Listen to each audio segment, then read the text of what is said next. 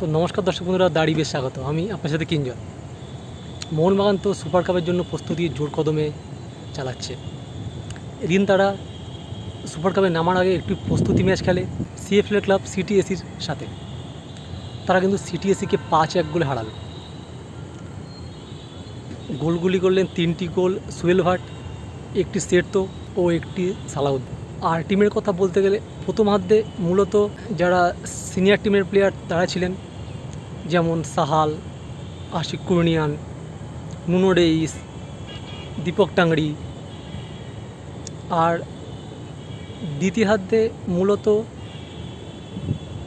Junior টিমটাই খেললেন। তো super কাপে নামার আগে এই প্রস্তুতি ম্যাচ দলের কতটা আত্মবিশ্বাস বাড়ায় সেটাই দেখা।